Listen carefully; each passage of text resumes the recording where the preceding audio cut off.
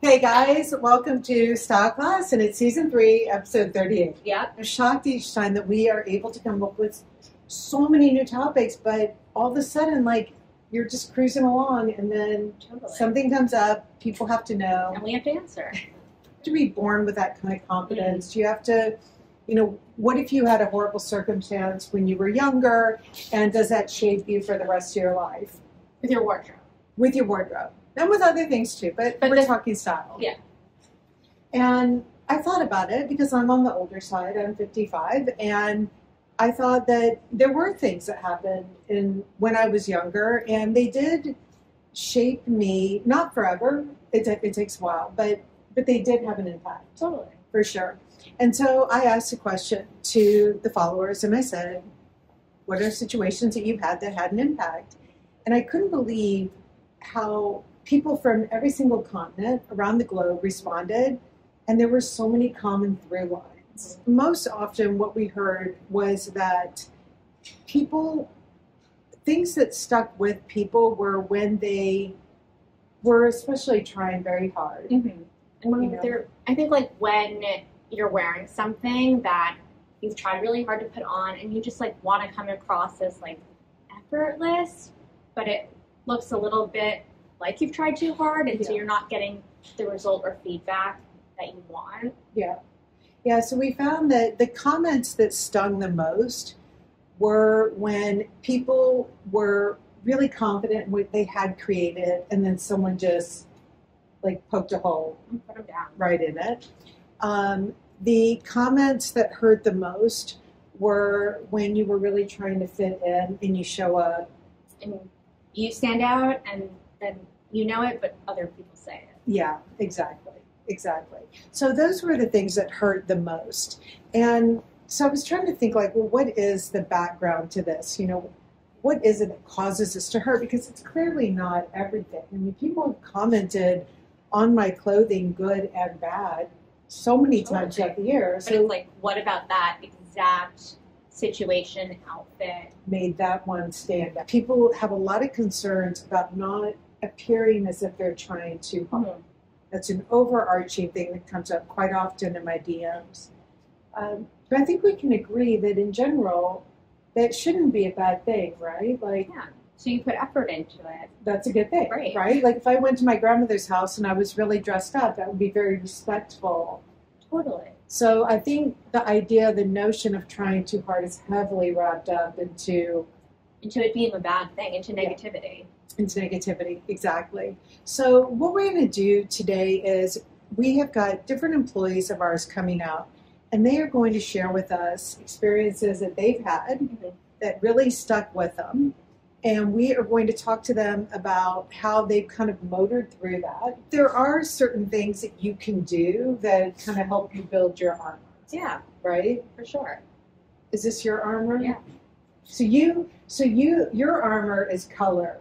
Yeah. And mine is more like subdued, but yeah. I think a lot of yours is also structure. Mm-hmm. Like I feel like the leather skirt, or even if it's one of the midi skirt, the twill ones or a denim one, and it's always some sort of like sweater with shape. If I think about the pain points and like the little memories that stuck. Totally. I grew up on an island. I didn't know a lot of stuff. I certainly hadn't seen a lot of luxury and things like that. And then all of a sudden, being in these meetings where people are in these fabulous tailored suits and everything. There was one story where I told where this Ian, our New Zealand art director, he made a comment about how much you can tell about a person by their shoes. And then he looked at my shoes. And for the record, they were from Payless. They were black, faux leather. There was no way I could interpret that comment in any other way in which it was delivered. So what stuck with me is my armor tends to be more towards getting super luxury. Mm-hmm. Yeah. What it is too is don't ask for advice if you don't really want it. Yeah. Facts. Because you might be disappointed. You might be disappointed because then that person might be obligated to not tell you the truth but tell you their point of view. Yeah. That's a really good Yeah, That's it's a not really necessarily. good. That's a really good distinguishing factor. Their point of view is not necessarily the truth. These are not numbers. This is not 2 + 2 is 4. This is literally, do red and pink go together? It would be highly subjective. Yeah, it's opinionated. I say yes, you say yes. My mom will say no. We'll have a talk Judy will say later. no. So why is color your armor? You know, I think that growing up, I grew up in New Jersey and in a very quintessential suburban town, and I think everyone really shopped in the same area, at the same mall. Their parents picked out their clothes. For me, no one picked out my clothes. I got to pick out my own clothes. And for me to have something that felt like I had control over it, and I just always really liked history and art and culture. And so for me, it was always really exciting to go to different stores, regardless if it was something luxury or contemporary or mass market. I always was able to find something that I really liked, and I understood why I liked it. And I just always dressed for me, and I experimented, like I think you all did, with different fashion, regardless of when you grew up. And really, I was in high school in the early to mid 2000s, so I think fashion in general exploded, and no one knew what was going on. I just think I really connected with the individuality and the expression of freedom that I could take in my clothes. And I think that really translated further to my modifier, which I really just think, again, speaks kind of like across my life. I think that for me, fashion has always been the first way that I communicate with people. And I think that interpersonal communication is so important. And no matter what you're doing, whether you're at the grocery store, whether you're in an interview, your clothes are really speaking for you. And so it's necessary that they're working for you. Well, and I think that's one of the interesting things to be clear is when we talk about being a creative pragmatist and when we talk about the principles, even as differently as you and I would appear right here, I think what's key is that as a creative pragmatist, all those principles are always still in place on you. Even when it's, I'm one, you are 10. And so the beauty of it is a lot of the friction that people feel is, okay, well, maybe I can't do this because of that time I got blasted in 3rd grade. For sure. And the thing is not only, you can do it, but it's kind of like, okay, I made the worst cake when I was in 5th grade. That's why I got a D in home economics. They actually taught that in school. But it doesn't mean that I won't try and make a cake again. I'm just going to know what the recipe is next time. For sure. So for anyone who is in your genre of risk-taking and really wanting to communicate through this kind of, really pushed notion of style, knowing the recipe is going to make it go that much smoother. For sure. You mentioned different textures. I think that's really what I love about this top in particular with this pant. It comes with this scarf that's attached at the back.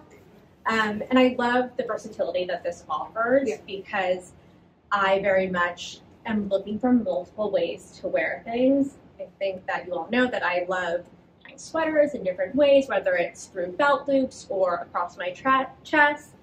I kind of feel the same way about this scarf slash bandana slash waistband.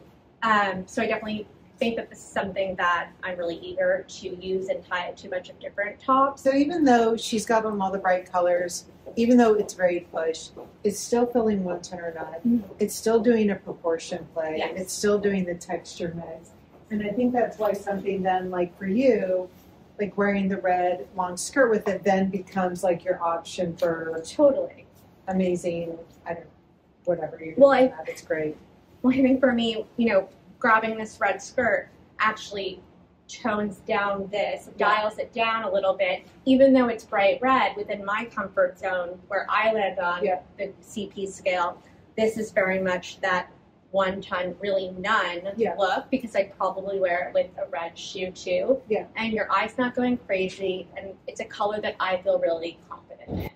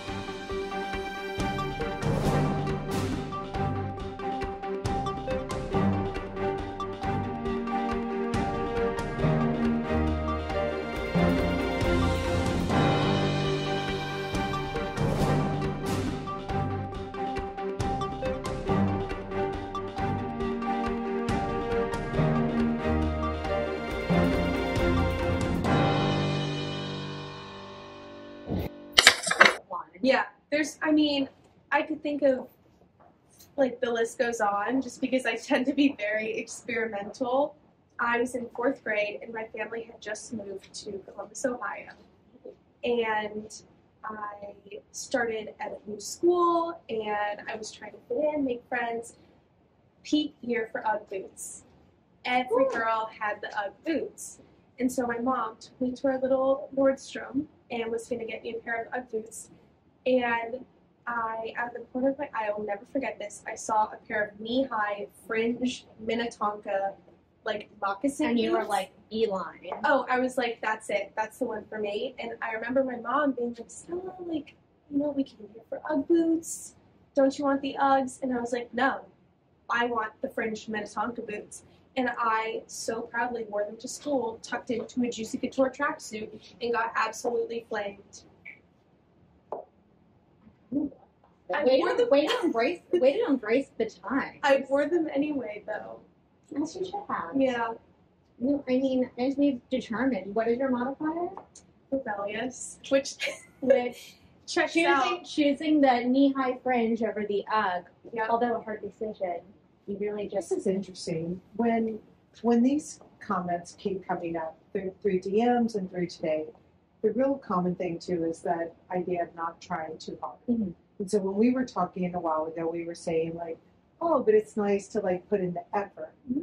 And I think what none of us are saying is it's not about not putting in the effort. It's about not wanting to feel like you're in such an outfit.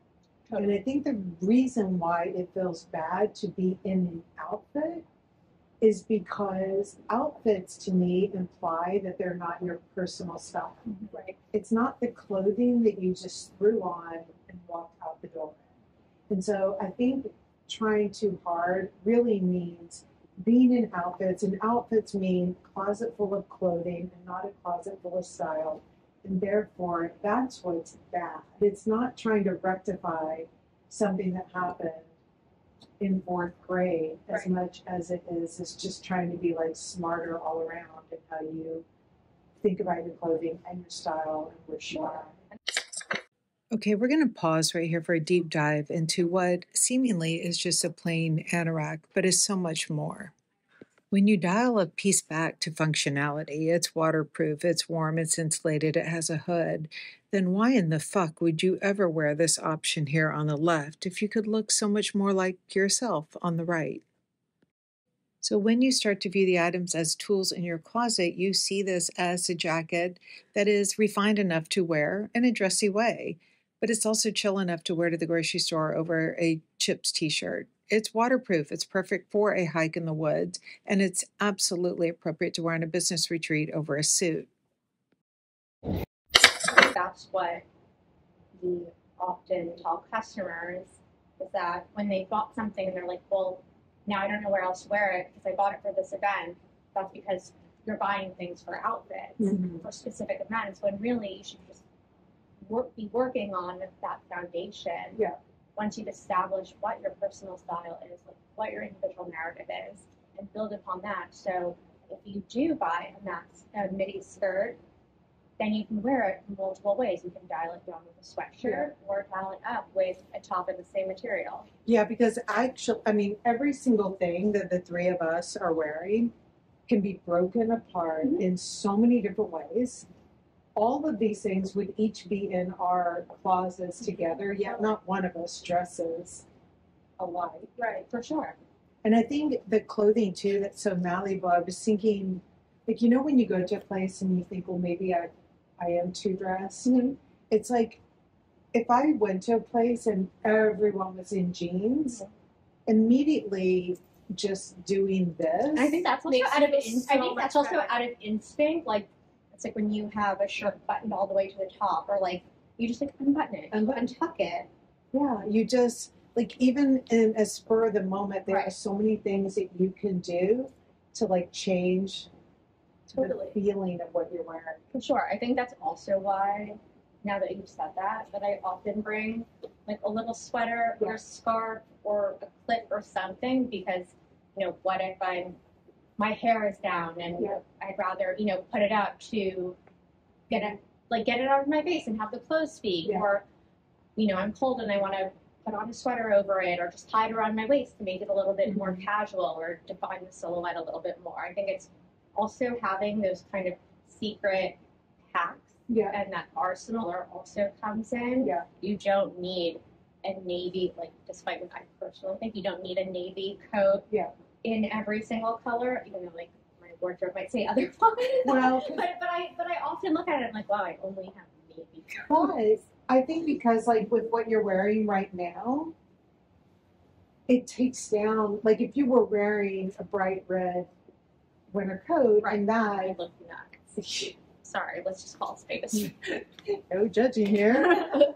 I'd look crazy. You would feel nuts. Totally. And so I think that for you, that navy coat is such a way, like that tool, because you know how much you invest in color here. Totally. So to have color in like a full coat as well.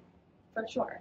Rainbow bright. Yeah, exactly. I think that really, that really does speak to a lot of my coats, which I do think are within what everyone would consider more of a neutral. And I often like use them as, okay, well, if I am feeling uncomfortable or maybe I really didn't read the room and I'm wearing something that is actually really inappropriate, I kind of like the coat really is my minus blanket. Yeah, I mean, for me, doing like the high luxury pieces is my minus blanket. That's in LB. LB. New entry. Coming to Tibi vocabulary. All right, guys. This was good. So I hope you enjoyed today's class. And we are going to be at Hampton. Yeah, come clothing talk with us on the weekend. And so I hope you guys see us there in Charleston. And if not, then damn, sorry. All right, guys, take care. You have met Brittany now a couple times here. Brittany is our head of PR. And okay, what's your story? Yeah, tell me. So growing up, I feel like I always wanted to play with color and always wanted to experiment, but was always told. Where did you grow up? Oh, I grew up in Long Island. Okay. But was always told to like minimize and almost like minimize like the appearance of my curves or appearance of like any shape. Is that a family thing or a media thing to you? Like, where did I think it was a little bit of both. I think, a mom, like, she always has, like, best intentions, but, like, it's always, like, a projection of who she is. So she, accentuate or, like, try to show off, like, a smaller waist and, accentuate some parts but hide others. And also media, too. Like, I felt like growing up, like, I didn't see a lot of girls who looked like me, so I was like always trying to hide. So I wore always black on black. Yeah. In high school, but before then, I loved to play with color, and I loved to. But as I got older, that like disappeared. Yeah. Why do you, now that disappeared just because that was your own taste? Like, like, it's not my thing. Yeah, and I just like got so used to just like minimizing, and I was like. I stuck to like an all black, some white wardrobe. Yeah. But now as I am coming into like my own comfort zone.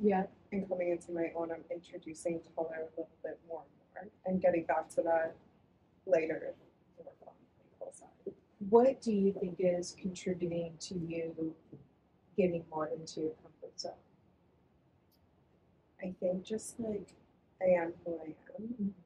And that's not going to change. And why dress for other people? Like, like why? No, it's, I think that if you are a person who is honest with yourself, if your ego is in check, then what you understand is that your opinion doesn't matter so much. Right? Like if I have an opinion about the way you dress, like an outside opinion, my opinion isn't so fabulous. So why should you give it that much weight? Yeah, and these are just people. Yeah, and I felt like when I looked in the mirror, I was like, this doesn't feel right. Like this doesn't feel like myself. And it's so funny. I'm such a Pinterest girl. So like when I was mood boarding, I was like, what how I dress and what my closet looked like doesn't look like what I want to appear. Interesting. So it was So just, the Pinterest was a dream. The closet It was was- far away. yeah, Not here. yeah. And I also was like not sure like what sizing and proportions and like where to play around with it. And I feel like I just opened my mind up to like new possibilities almost. And Yeah. I feel like now more than ever, I'm so comfortable with my body, who I am, Mm. and I'm okay with wearing baggy jeans. Like I don't feel like I have to wear like skinny jeans, which never felt comfortable to me. But like it was what was in and what like curvy girls should wear, like high waisted skinny jeans Yeah. and like a crop top. Like that's Which, not by the me. way, like It's not wear it no if that's wear your if that's what you're thing. comfortable, but I wasn't comfortable that way. Yeah, I mean, Yeah. I think any fashion rules that Yeah. involve fruit, Yeah. like Yeah, honestly, dressing I like was pears, like, or I'm a apples, pear like, sheep. I'm like, really? No, no. you're And not I- edible fruit. Well, It's who not came even- up with that? Some fucking asshole Yeah. came up with. You brought. Yeah. So- So going back, so like growing up, I owed like my grandmother had like my nana. She had like a cedar closet and all these furs and like I always used to play dress up in them. So like this, I found vintage shopping and Mhm. thrifting, and I absolutely fell in love with it. And it's kind of ridiculous. It's like it's a little over the top, but I walk my dog in it. I go grocery shopping, and Yeah. even if I'm in sweats, like I just feel good. Like Yeah. it just feels. I don't know. Style is so personal. Yeah.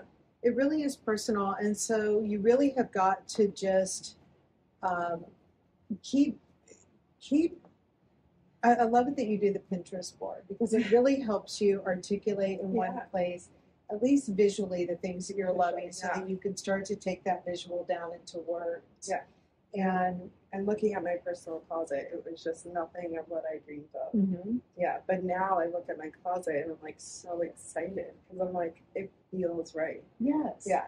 It's not about you've got a closet filled Yeah. with the eased out jacket that you know goes with everything. You've got the Yeah. jacket that if you put it on, it'll just make you feel so much happier, Yeah. rather than the jacket that will slim your waist. Yeah, The and that's skirt what I that was will make doing your for legs years. look longer. Yeah. Like that is not the lens to view your clothing. That's not how tools work. No.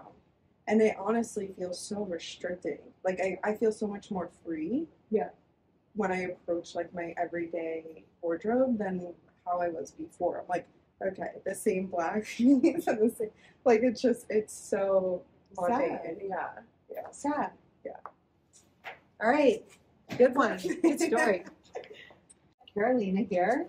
And Carolina is our new head of planning. So what that means is she's like super smart and organized. Hopefully. You are. And okay, before I start talking to you, because I know people are going to ask a million questions, what's your height?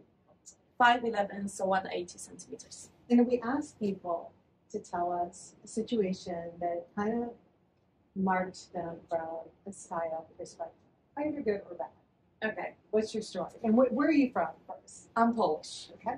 So I grew up in Poland in a city of like 350,000 people. Yeah. Very creative mom, but not a creative city. Yeah. I was very much a tomboy growing up. Yeah. I wish I skated. I didn't. I just looked like a skater. Yeah. So I think the one story that I remember, it's not good or bad. I think I was it was my first year of junior high school, Mhm. 13 years old, more or less.